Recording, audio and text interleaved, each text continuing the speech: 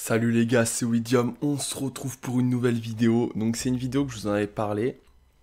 Tout simplement, c'est une vidéo que je vous avais dit que je voulais la prendre mon temps avant de vous la présenter, vous en parler. Donc bien sûr, c'est une vidéo sur Yu-Gi-Oh! Et ça va être sur le deck que je voulais vous présenter. Voilà, je vais faire plusieurs decks et je voulais vous montrer à mesure à quoi et quel type de deck ça allait être.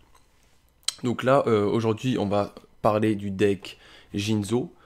Donc, faut savoir déjà que ce deck, il est pas du tout méta. Quand je dis méta, c'est que il y aura pas de joueurs compétitifs sur ces genres de decks. Pardon. Sur ces genres de decks. Et du coup, bah, mais ça reste quand même intéressant. C'est quand même des cartes assez cool. Et en fait, je fais mes decks en fonction des cartes que je peux récupérer. Et vu que bah j'avais ouvert une display, alors il me semble que c'était Eledora, que je l'ai eu là-dedans, je crois, ouais c'est ça. Et je me suis acheté à côté de ça des cartes qui m'ont permis de compléter mon deck pour pas très cher, donc voilà, c'est pour ça que je fais ça. Donc du coup, bien évidemment, on aura le main deck, donc les 40 cartes, et on aura l'extra deck qu'on regardera après. J'ai pas de side deck pour le moment parce que bah j'ai pas encore choisi quel staple prendre. En gros, moi quand je dis des staples, c'est en mode des cartes qui sont un peu passe-partout et qui peuvent être bonnes contre des decks méta ou quoi. Par exemple un H, enfin une H, qui est une carte qui est un peu une end-trap. Donc dans le sens en fait ça peut permettre de bloquer certaines combos de deck. Mais voilà, je ferai un side deck plus tard. Parce qu'en fait, le side deck, ce qui est utile, c'est que par exemple, si vous êtes en combat, en tournoi, etc., vous devez gagner pas une seule fois le duel, mais vous devez gagner minimum 2 fois le duel pour gagner le fameux combat contre un joueur. Donc en fait, le side deck permet en cours de partie, enfin, vous faites votre partie, première partie, vous voyez le deck de la personne, et en deuxième, enfin, pour la deuxième partie, vous pouvez modifier un petit peu votre deck pour que ça soit plus intéressant contre certains types de decks ou non. Mais là, on va partir sur un deck Jinzo de base. Donc, je vais essayer de vous récupérer en fait les cartes. Donc, on va déjà commencer pour un deck Jinzo. Il faut l'injecteur Jinzo. Donc, je vais vous la montrer dans quelques secondes, mais je vais vous dire quel est son intérêt. Donc, je vais d'abord peut-être vous la montrer. Donc, on la prend en 3 fois. Par exemple, je l'ai sur le terrain, je l'ai posée, je peux la sacrifier. Grâce à ça, je peux aller récupérer une carte, enfin un Jinzo, une carte où en gros il y a le nom Jinzo dedans. Je peux le récupérer de mon deck et le mettre dans ma main. Et ensuite, ça révèle toutes les cartes magie piège de mon adversaire. Euh, et qui ensuite, s'il avait des magies, enfin des cartes pièges, ça me permettra de spé. C'est ça, hein, d'invoquer spécialement. Voilà, d'invoquer spécialement autant de monstres Jinzo qu'il y avait de pièges ou inférieurs. Enfin voilà, ça vaut de choix. Mais par exemple, s'il avait 3 pièges posés sur son terrain, je pourrais invoquer par exemple 3 Jinzo si j'en avais 3 dans ma main. Donc c'est assez incroyable dans le sens où bah, si le gars il a posé beaucoup de cartes dans sa zone magie piège, si vous avez un injecteur Jinzo et que vous avez quand même un Jinzo au moins dans votre main, vous le sacrifiez, vous pouvez récupérer un Jinzo et en plus vous pouvez les invoquer après. Donc c'est assez incroyable. Donc voilà, j'en ai mis 3. Enfin, sur le site OTK ils disent d'en mettre 3, mais je suis totalement d'accord avec eux, je trouve que c'est une carte incroyable. Ok, maintenant, on va se récupérer. Jinzo en lui tout seul, il bloque les cartes pièges de votre adversaire, mais aussi les vôtres. Et ensuite, on peut, bah, je vais vous montrer la carte qui va avec, on peut mettre une magie d'équipement sur Jinzo pour que ça bloque que les pièges de l'adversaire. Mais c'est vrai que cette carte, que je vous montrerai plus tard, des cartes magie d'équipement, elle n'est pas très utile dans le sens où dans le deck, il y a, je crois, une carte piège. Enfin, genre qu'il n'y en a qu'une seule. Parce que bien évidemment, en fait, on va pas s'amuser à mettre des pièges dans notre deck si on ne pourra pas activer leurs effets. Donc voilà, cette carte, très utile, si le mec, il a plein de pièges dans son jeu, ça peut bloquer vraiment la partie de son adversaire. Ensuite, on va rester sur les Jinzo. Alors, ensuite, on a le Résurrecteur Jinzo. Elle est détruite au combat. elle va au cimetière. Bon, il y a plein de façons d'envoyer des cartes au cimetière. Il n'y a pas que en combattant. Mais voilà, si admettons elle combat, elle va au cimetière, je peux activer son effet. Je peux cibler un Jinzo que j'avais dans mon cimetière, le récupérer sur le terrain. Et vu que je sais qu'elle va être détruite si je la laisse jusqu'à mon end phase, euh, je la... On va dire, je l'invoque que si je suis sûr d'avoir encore un Jinzo sur mon terrain. Et ça permet de me faire des Xyz 6, enfin des Xyz de niveau 6, etc. Enfin voilà, ça peut permettre de récupérer certains Jinzo qui peuvent être vraiment cool, que je vous montrerai d'ailleurs. Il y en a encore, hein, il y a le Seigneur Jinzo et il y a aussi le Jinzo la menace machine. Donc voilà, un seul dans le deck. Je pense que c'est suffisant, parce que c'est pas non plus une carte exceptionnelle, mais ça peut permettre de faire un petit reborn de monstres pour pouvoir se faire des Xyz ou quoi. Donc ouais, après j'ai mis... Enfin, quand je dis j'ai mis, c'est déjà un deck qui est connu, hein. C'est pas moi qui ai réfléchi au deck, hein. C'est... Voilà. Jinzo la menace machine.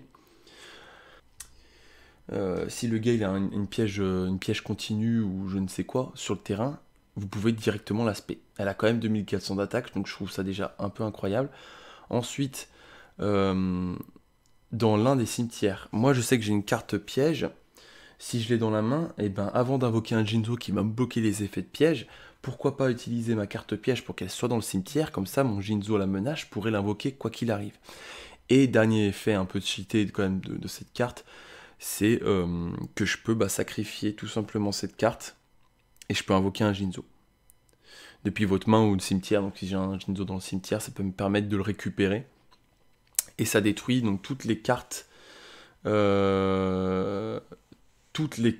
contrôlées, toutes les cartes pièges contrôlées par votre adversaire.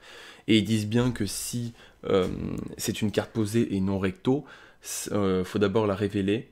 Et ensuite, si c'est une piège, en gros, même si c'est une magie, ça la révèle quand même, donc je peux quand même savoir ce que c'est. Donc c'est un peu incroyable ça quand même pour déjà rien que comprendre. Attendez, je vais les regrouper, ça sera plus simple pour vous visuellement de comprendre.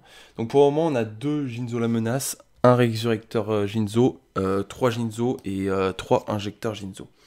Ensuite, on a un seigneur Jinzo que je trouve déjà très stylé. Alors, ni invocable normalement, ni posable normalement. Uniquement invocable spécialement depuis votre main. En envoyant un Jinzo face recto que vous contrôlez au cimetière. Les cartes pièges et leurs effets sur le terrain ne peuvent pas être activés, donc le même effet que Jinzo.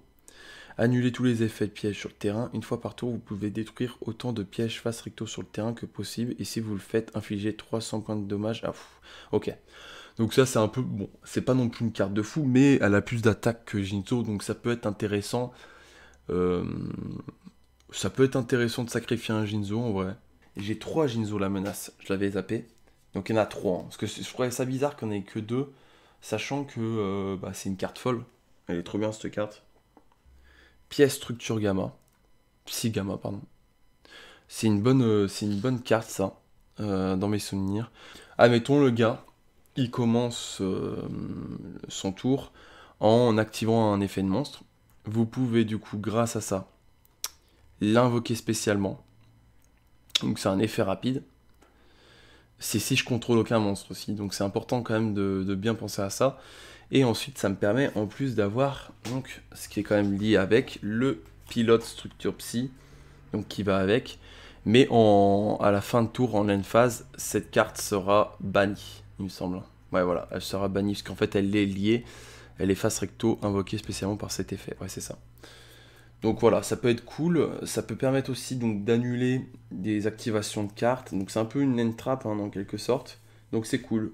Non sacrifiable. Lorsque cette carte est invoquée normalement ou par flip, changez cette carte en position de défense. Une fois par tour, vous pouvez défausser une carte magie invoquée spécialement à un monstre de niveau 4 depuis votre deck, mais le monstre ne peut pas attaquer ce tour. C'est incroyable. C'est incroyable pour faire des combos justement avec l'injecteur Jinzo. Très importante, mais j'en ai que 2. De prêtre invocateur, j'en ai quand même que 2. Parce que bon, ça reste bien, mais une fois que la combo est en place, ça sert à rien d'en avoir plusieurs, ça va servir à rien. Je comprends pourquoi il y en a 3.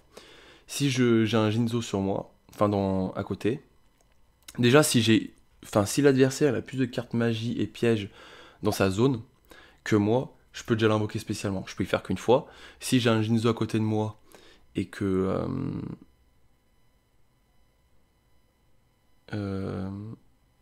si je déclare sur un monstre à effet, donc si je déclare une attaque sur un monstre à effet, en fait, si j'ai un Jinzo, je peux prendre son monstre, le mettre dans la zone carte magie piège de l'adversaire, donc bloquer en fait sa possibilité de poser des cartes. Donc c'est assez incroyable, donc il y en a 3 comme ça m'étonne pas. Alors si cette carte est invoquée normalement ou spécialement, vous pouvez ajouter un Jinzo ou une magie piège qui lit spécialement donc Jinzo dans la carte. Depuis votre deck ou votre main. Lorsqu'un autre monstre que vous contrôlez est attaqué par un monstre de l'adversaire, avant le calcul des dommages, vous pouvez détruire le monstre de l'attaquant ainsi que cette carte. Vous ne pouvez utiliser... Ok. Bon là c'est clairement... on sacrifie ce monstre pour tuer le monstre qui déclare l'attaque sur un autre de nos mobs. Donc ça peut être cool. Donc voilà, pour les mobs, j'ai l'impression qu'on est bon. Voilà, donc 2 Bounders psychiques, 3 Mega Cyber psychiques, 1 Seigneur Jinzo, 3 Injecteurs Jinzo, 3 Jinzo, 1 Résurrecteur Jinzo, 3 Jinzo la menace, 3 pièces structure psy, 1 pilote structure psy et 2 piètres invocateurs. Donc dans le man deck, pour les monstres, voilà ce qu'il y a. Donc des belles combos à faire. En vrai, de ouf, parce que j'ai l'impression quand même que les cartes clés de ce deck sont quand même l'injecteur et Jinzo la menace, qui quand même carry bien, tu vois. Mais il y a quand même les autres cartes autour qui permettent de protéger tout ça. Donc c'est cool. Et en plus, les cartes pièges sont bloquées, donc vous voyez, c'est quand même assez fort. Et donc maintenant, on part sur quand même full carte magie. Et ensuite, donc ma carte arrive au cimetière, et une fois qu'elle est au cimetière, je peux spé Jinzo la menace. Donc c'est quand même assez cool d'avoir quand même mis une carte piège dans le deck. Donc une onde de choc psychique. Très utile. Ensuite, on a sacrifice inutile. J'en ai 2, il me semble, de sacrifice inutile. Ah bah j'en trouve qu'une. Bon, peut-être qu'il n'y a qu'un sacrifice inutile. Alors voilà. Envoyez un monstre depuis votre deck au cimetière. Donc là, je pense que c'est pour le... Pareil, l'injecteur, je crois qu'il est... Ouais, voilà. L'injecteur, c'est pareil. Il est considéré comme un Jinzo dans le cimetière. Donc 2 contrôles cérébral. Alors ça, il me semble que tu payes un peu des love points. Et tu cibles un monstre. Tu le contrôles par votre adversaire.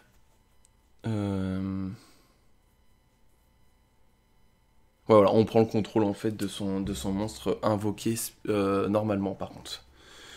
Mais ça peut être intéressant quand même. Ensuite on a contrôle mental, il me semble qu'on en a qu'une aussi. Contrôle mental, je crois que c'est pareil, hein, c'est pour cibler un monstre contrôlé. Parce qu'à la fin de ça, prenez le compte de la cible.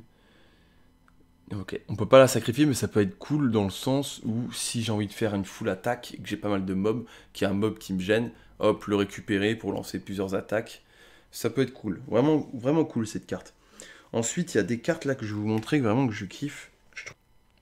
Votre adversaire peut poser une piège directement depuis sa main ou deck. Puis s'il le fait, invoquer spécialement un Jinzo. Enfin, invoquer. Donc nous, hein, on invoque spécialement un Jinzo depuis votre deck. S'il ne le fait pas, ajoutez un Jinzo ou un monstre qui lit spécialement cette carte. Enfin, la carte Jinzo dans son texte. Depuis votre deck à votre main. Ça, c'est très fort. Donc dans tous les cas, en fait, on va avoir un Jinzo dans la main ou on va avoir un Jinzo sur le terrain.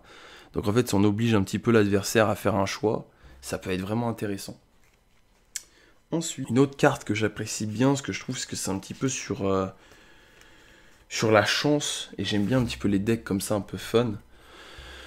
Alors ça, c'est un peu compliqué à comprendre au début. Vous pouvez en fait envoyer un monstre que vous contrôlez, dont le propriétaire est votre adversaire, au cimetière. Donc admettons, j'ai fait contrôle cérébral, j'envoie son mob au cimetière. Ensuite, ça me permet d'invoquer spécialement un monstre machine depuis votre main ou cimetière. Donc c'est un peu incroyable quand même. Lorsque votre adversaire pioche pour sa pioche normale durant sa draw phase, donc ça c'est une carte magie hein, qui va rester sur le terrain bien évidemment. Durant sa draw phase, tant que vous contrôlez un Jinzo, vous pouvez déclarer un type de monstre, enfin un type de carte. Si je dis par exemple monstre et que c'est vraiment monstre, il révèle la carte. Si c'est vraiment monstre et que j'ai déclaré monstre, on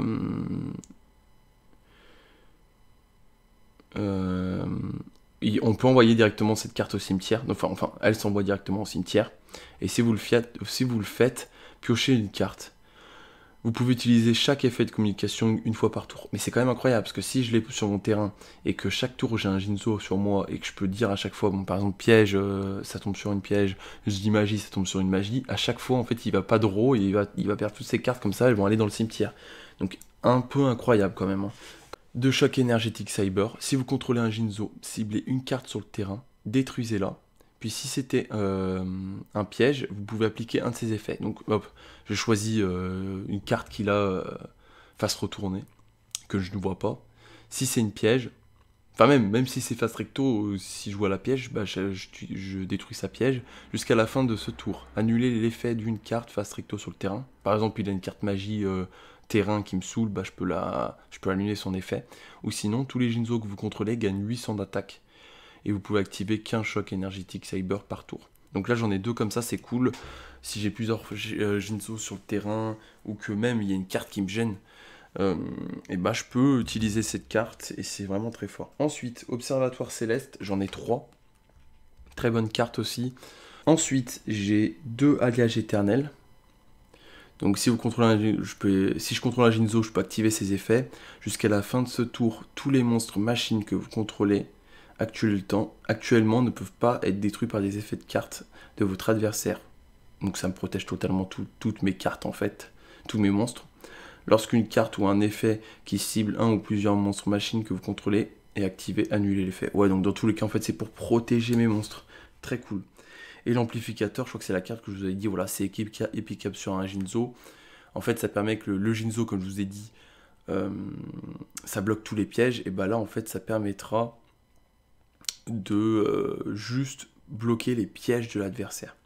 Donc il n'y en a qu'une, parce que bon, ça sert à rien d'en avoir 3 sur nous, parce que c'est pas plus utile que ça en fait, parce qu'on n'a pas de piège. Vous voyez, on n'a qu'une carte piège dans tout le deck. Hein. Donc voilà, on a fait le tour de toutes les cartes magie et pièges. Maintenant on va passer à l'extra deck de niveau 6. Donc là c'est 2 monstres de niveau 6, c'est pour ça que tout à l'heure avec des combos de Jinzo et tout, ça peut vraiment être cool. Je peux, admettons, c'est un Jinzo derrière de niveau 6. Je peux détacher un matériel, récupérer un monstre de mon adversaire, le sacrifier, détruire une carte piège de l'adversaire, et ensuite, si j'ai fait ça... Ah non, d'accord, non, en fait, non, c'est... Donc j'enlève le matériel, je le détache, je peux récupérer un monstre, je peux, s'il y a une carte piège sur le terrain de mon adversaire, sacrifier mon monstre et détruire une carte face recto sur le terrain de mon adversaire. Donc plutôt incroyable. Admettons, il y a un monstre ou même une carte magique qui est quand même très chiante. S'il a une carte piège, je peux détacher, récupérer un monstre, sacrifier son monstre, et en plus derrière, je peux encore tuer, défoncer une carte face recto. Donc 2 superposés comme ça, qui est quand même une carte super belle d'ailleurs. Hein, je vous ai pas vraiment parlé de ça, mais incroyable. Super belle, que j'ai acheté sur OTK. Ensuite, on a une lien. Donc Seigneur Structure Psy Lambda. C'est incroyable. Il y a une combo incroyable à faire avec ça. Donc admettons. J'ai fait les effets donc, de pièces Structure Psy, ce qui m'a permis d'avoir mon pilote. Mon pilote, ensuite, il a été banni. Parce que je vous rappelle qu'elle a une phase, mon pilote est banni, donc il est banni là-bas. Hop. J'arrive à récupérer cette lien contre 2 monstres. Et en fait, l'effet est incroyable. En fait, maintenant, si j'ai une autre pièce structure dans ma main, même si j'ai un monstre sur le terrain, donc cette lien, et qu'il fait un effet de monstre, je peux l'activer directement. Et si j'ai un monstre psychique face recto, donc si j'ai un monstre par exemple banni, donc cette carte qui est bannie, donc c'est pour ça qu'il faut faire d'abord la combo avec la pièce pour bannir une carte, je peux, durant la end phase de ce tour, donc dès que j'aurai fait la end phase, je pourrais récupérer un structure psy de mon deck à ma main. Donc ça peut être incroyable pour faire des combos. Parce que je vous rappelle qu'en plus cette carte, c'est un peu une end trap. Enfin, une end trap dans le sens où je peux quand même annuler des effets de cartes. Il me semble que c'est ça. Annuler l'activation, voilà, on peut annuler des activations, et tout, enfin des cartes. On peut annuler des effets de cartes, pardon. Donc c'est incroyable. C'est une très bonne combo. Je connaissais pas, vous voyez. Ensuite, on a la structure psy Oméga, ainsi qu'une carte au hasard depuis la main de votre adversaire. Une fois par tour, durant la stand-by phase de votre adversaire, vous pouvez cibler une carte bannie, renvoyez-la au cimetière. Cette carte est dans votre cimetière, vous pouvez cibler une autre carte dans le cimetière, mélangez la carte, ainsi que cette carte depuis le cimetière. Ouais, donc pour récupérer un pilote, pour refaire encore ensuite une autre combo, etc. Ok, ça peut être cool. Ensuite, une carte aussi que je trouve très cool. Alors là, il m'en manque une, parce que normalement, il faudra en avoir deux. Mais c'est vrai que bon, j'avais la flemme d'en racheter. Sheridan, vampire d'Empire. J'ai détruit un monstre. Je peux détacher un matériel et récupérer le monstre qui était dans son cimetière.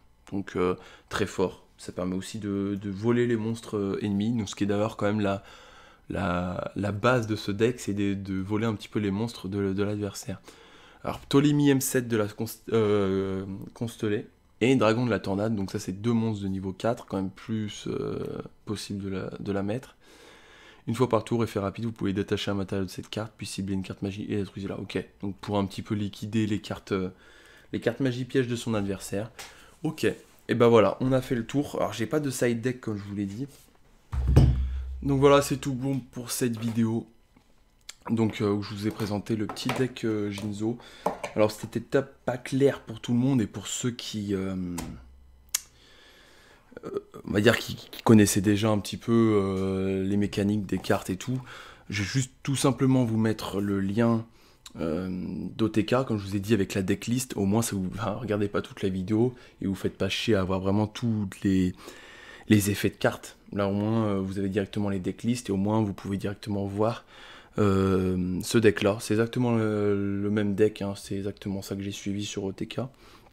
Donc voilà, un très bon deck que j'espère pouvoir un jour jouer avec mes potes. Donc j'ai envie de le tester et voir ce que ça donne, parce qu'en vrai, sur le papier, franchement, il donne envie, hein, de bloquer toutes les pièges, voler des cartes à l'adversaire, ça a l'air juste incroyable, donc j'ai hâte de tester ça.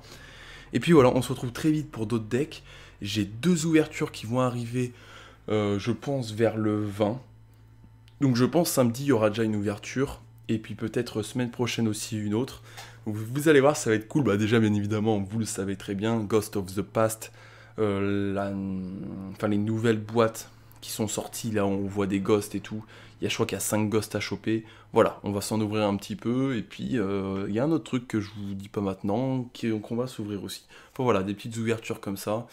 Et puis voilà, j'espère que cette vidéo vous aura plu. N'hésitez pas à mettre un petit like, à vous abonner, donner de la support. Et puis allez, sur ce, peace.